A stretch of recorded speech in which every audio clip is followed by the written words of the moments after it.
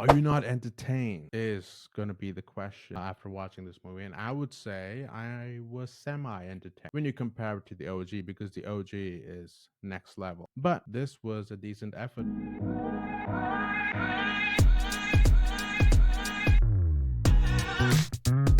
Welcome, guys. Welcome to Buddies and Blockbuster. I'm your host, AJ, and we're here to review Gladiator II. Much kind of anticipated movie of the year, but I also questioned on why we need a Gladiator II. But look, it's a cash grab. I guess everybody just wants to make sequels of great movies of the past, and here we are. It is directed by Ridley Scott. He's coming back to hopefully reconnect the dots, build that fire that we had with Maximus. And the love affair with Rome is something that he tried to bring to the table. I would say it's a decent effort. Now, nothing is going to compare to the original Gladiator. That's its own piece. That's why I keep saying that there's no point in getting this movie because Maximus had a good ending. It was kind of off to the sunset kind of way. I think that was perfect and you should have just left it alone. If you're going to compare this movie with the OG, there's no competition. A lot of impactful scenes that was missing. You could tell that Maximus or his presence was missed throughout the whole piece. And there's a lot of other actors that played a pivotal role in making that movie what it was. Now, if you're not going to compare it, if you're going to look at this as its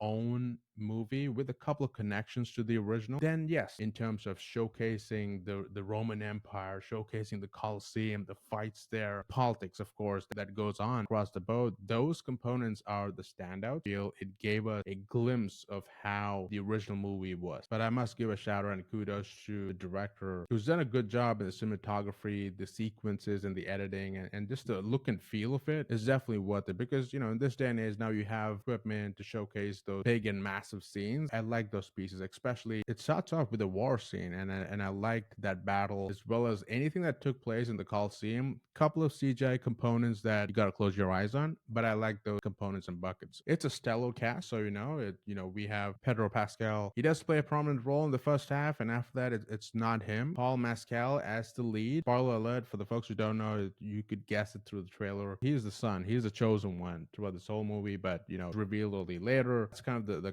storyline. There's DenzelWashington, truth be told, with all the cast members who I connected and liked the most was Denzel. Number one, it's Denzel. He's gonna kill any role that he plays in. He's the GOAT. And two, the way how we portrayed into this character of being this cunning. He has his own mission that he wants to accomplish no matter what. He doesn't give a damn about the consequences that he might face. He goes to great lengths to get those pieces accomplished. And the way how he does it with that class, and this guy is a bit menacing, not in a ruthless way, in a cool and composed stature. I really like that piece. And whenever he was on screen, you're kind of hooked. You basically want to know what this guy's gonna do next. We also have Joseph Quinn playing the antagonist, the hateful king. I'm just gonna call him that, with his brother. The two of them basically rule all of Rome, and it's hell. These guys are psychotic, menacing. They kind of reminded me of, for the folks who watch freaking Twilight, those vampires, the bad vampires, right? And who looks down to everybody and just wants chaos and whatever the case may be. Just picturize that in the Roman Empire era with the Colosseum. It wants a lot of wars and fights and all that stuff. And the brother is weird. He does some weird stuff.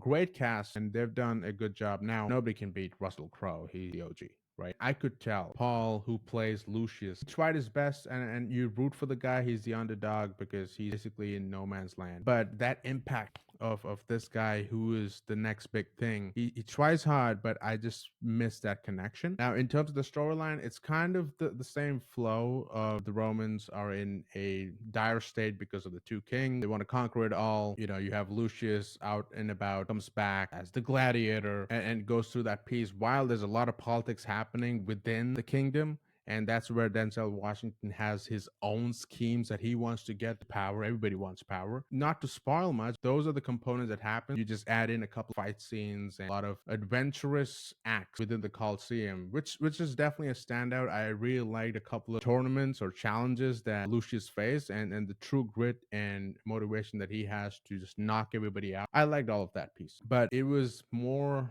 on the predictable side. It didn't, that impact wasn't there to me, and that's why it's just a decent effort. I just liked all the other components of the cinematography, a couple of war scenes, and the fights that was going on. Plus, of course, Denzel's character was something that I really liked. Keep in mind, this movie was 2 hours and 28 minutes. Most of Ridley Scott movies are long, but there was definitely pacing issues here. I'm pretty confident that we could have cut a lot of scenes, and this would have been much more better if it was like an hour and 50 or maybe 2 hours tops, and condensing it would have been a lot better. But a decent effort as a standalone movie, if you could just look at it in that lens. Maybe for the folks who have not watched the original, my Gen Zers and everybody else who's not watched the OG, maybe you would like this. But for a guy who's watched Gladiator coming to this, I'm always going to compare it. And since you have the connection going, I think that's where it kind of took a backseat. Do you have to go to the theaters and rush to it? I don't think so. You can save your money. A lot of folks are talking about Wicked being better. It did make a lot more money than Gladiator 2, so maybe that's better. I might be going for that. In terms of rating, I would say it's more around the 2.75 or 3. But for the folks who watched Gladiator 2, what did you think? Did you have the same feeling as me, where I didn't have that same connection? I missed the OG a lot more. Or do you think this is better than the OG? Put it in the comments. And as always, guys, be sure to like, subscribe, and share.